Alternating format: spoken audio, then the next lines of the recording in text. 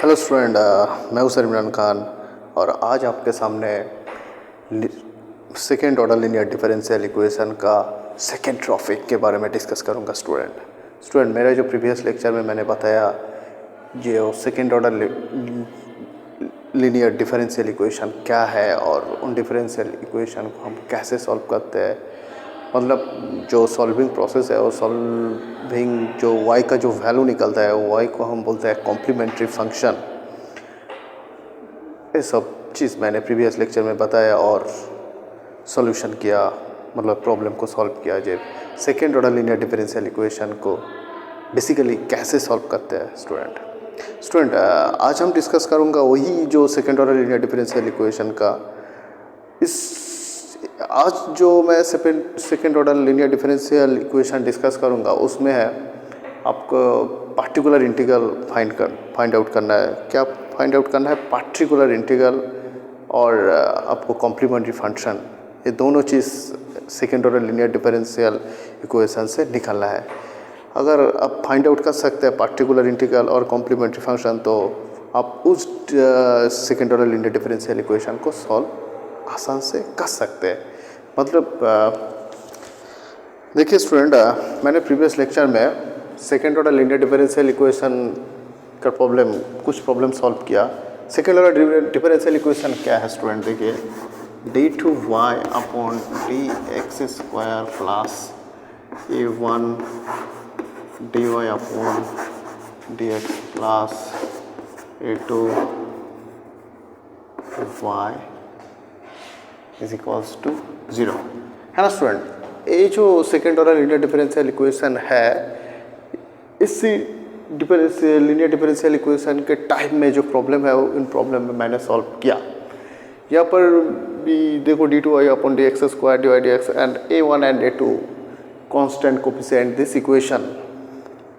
Student ये तो previous lecture में सॉल्व किया है। इन डिफरेंशियल इक्वेशन को कैसे सॉल्व करते हैं, इन सॉल्यूशन प्रोसेस क्या है, मैंने प्रीवियस लेक्चर में बताया। और जहाँ से भी मैं y का वैल्यू निकल रहा है, यहाँ पर y हो रहा है कॉम्प्लीमेंट्री फंक्शन, वो मैंने प्रीवियस लेक्चर में बताया। स्टूडेंट आज कुछ अलग सा second order linear differential equation problem solve करूँगा। जहाँ पर देखो स्टूडेंट, ये जो है d2y एक y upon dx square plus a1 dy upon dx plus a2y is equals to 0, ये तो मैंने प्रीवियस लेक्चर में बताया।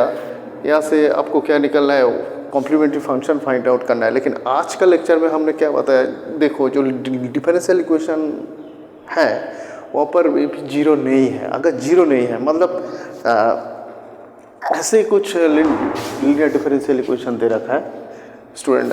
मान लीजिए यहाँ पर जो 0 है, अगर 0 नहीं है, x to the power m है और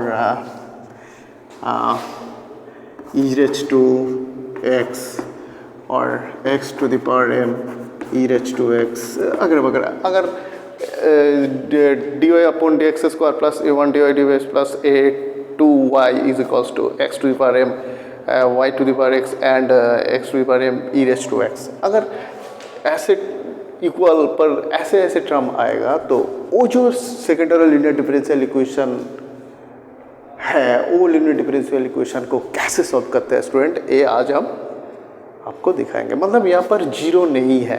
अगर 0 नहीं है तो ये लीनियर डिफरेंशियल इक्वेशन को कैसे सॉल्व करते हैं स्टूडेंट? देखिए स्टूडेंट, ये जो second order linear differential equation है, ये लीनियर डिफरेंशियल इक्वेशन को सॉल्व करने में आपको 2 स्टेप याद करना है। क्या है? पहला जो स्टेप है, कॉम्प्लीमेंट्री फंक्शन आपको निकालना है, कॉम्प्लीमेंट्री फंक्शन। और उसके बाद जो सेकेंड जो आपको निकालना है वो क्या है, पार्टिकुलर इंटीग्रल मतलब PI। ये दोनों फाइंड आउट करना है ए डिफरेंशियल इक्वेशन से। अगर complementary function and particular integral आपने फाइंड आउट कर लिया, नेक्स्ट कंप्लीट सॉल्यूशन आप चले आइए। कंप्लीट सॉल्यूशन क्या है, मतलब CS complete solution, record solution, वो होगा क्या है, जो लीनियर डिफरेंशियल इक्वेशन का जो कंप्लीट सॉल्यूशन है, complementary function plus particular integral.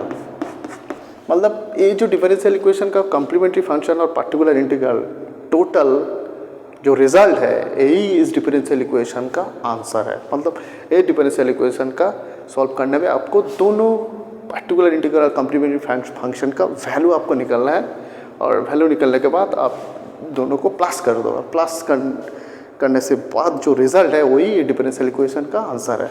तो स्टूडेंट कॉम्प्लीमेंट्री फंक्शन में मतलब जो y वाला जो आंसर है वो मैंने तो प्रीवियस लेक्चर में दिखाया कॉम्प्लीमेंट्री फंक्शन कैसे निकलता है, लेकिन आज हमको दिखाऊंगे पर्टिकुलर इंटीग्रल। अगर आप पर्टिकुलर इंटीग्रल कैसे निकल सकते हैं, अगर ये आप जान लीजिए, आप समझ लीजिए, तो आंसर इजी हो जाएगा। चलिए स्टूडेंट देखते हैं। पहले आपको ये जानना है कि पर्टिकुलर इंटीग्रल कैसे फाइंड आउट करते हैं। स्टूडेंट देखिए, student particular integral find out करने से पहले आपको और एक चीज़ समझना है। क्या है स्टूडेंट? देखिए यहाँ पर क्या देख रखा है, d2 अपॉन dx स्क्वायर को आप क्या बोलते हैं, डी स्क्वायर। मतलब ये डिफरेंशियल ऑपरेटर से भी सब्स्टिट्यूट कर दो। ये डिफरेंशियल ऑपरेटर है। ऑपरेटर क्या है, d2y upon dx square, this differential operator. Differential operator को आप क्या बोलते हैं, डी स्क्वायर बोलते हैं। और dy dx को अगर आप डिफरेंशियल ऑपरेटर फॉर्म में लिखो तो क्या है, dy upon dx is equals to D. Student ये है डिफरेंशियल ऑपरेटर। मतलब अगर यहाँ से y को मल्टीप्लाई कर दो तो क्या बन जाएगा, d2y upon dy dx, d2y upon dx square equals to y D square.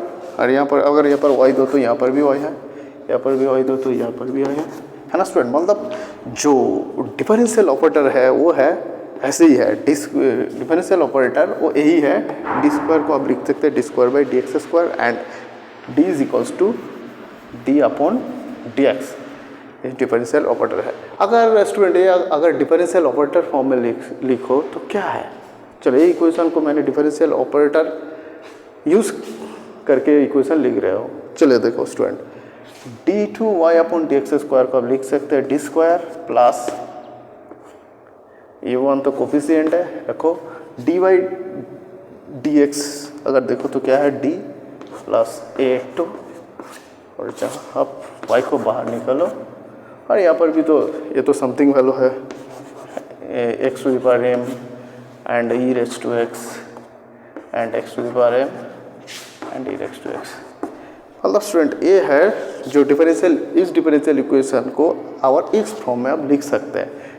क्या है, d2y अपॉन dx स्क्वायर को आप डिफरेंशियल ऑपरेटर फॉर्म में अगर अब लिखे तो इस डिफरेंशियल इक्वेशन को आप इस फॉर्म से लिख सकते हैं, क्योंकि y तो मल्टीप्लाई, अगर y मल्टीप्लाई है तो इस इक्वेशन से आ जाए। ये तो सही, दोनों इक्वेशन बराबर है, एक ही इक्वेशन है, मैंने सिर्फ इसको ऑपरेटर में चेंज किया। तो चलिए स्टूडेंट एक प्रॉब्लम लेते हैं, प्रॉब्लम लेकर और उस प्रॉब्लम को मैंने जब सॉल्व करूँगा तो आप समझ जाएगा। चलिए स्टूडेंट एक प्रॉब्लम सॉल्व करते हैं।